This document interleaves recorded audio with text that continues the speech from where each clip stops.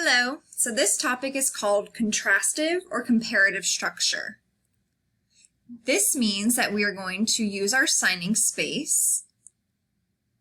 It's a spatial technique when you're discussing two people, two places, or two things.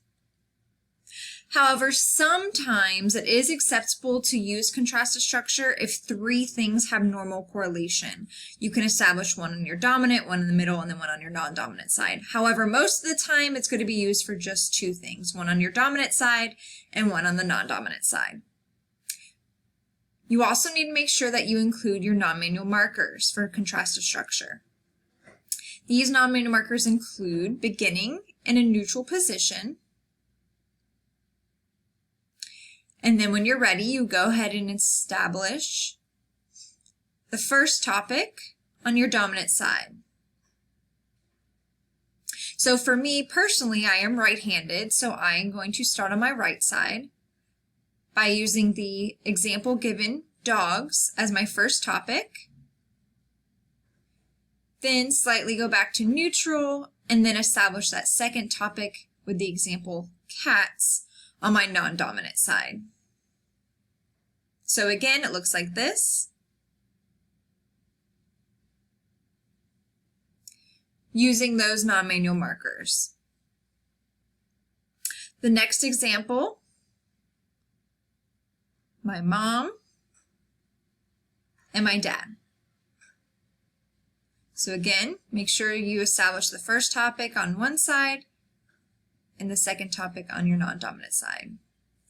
Again, we have another example. You could sign my son and my daughter. Really making sure that you're using those non-manual markers for clarity.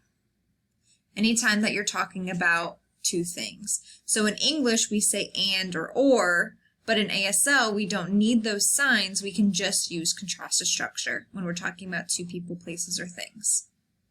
So here you can see a picture of Lil Mill's kids.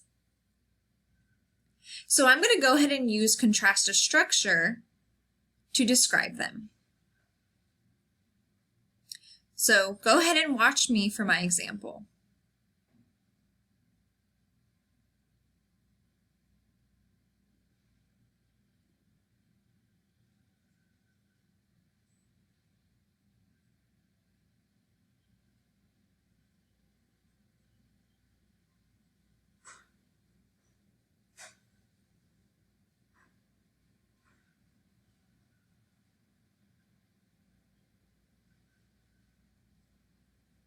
So as you saw, I was able to establish her two kids by setting up her daughter on my dominant side and her son on my non-dominant side, and then going back to my dominant side to explain what she looked like, and then on my non-dominant side to describe what he looked like.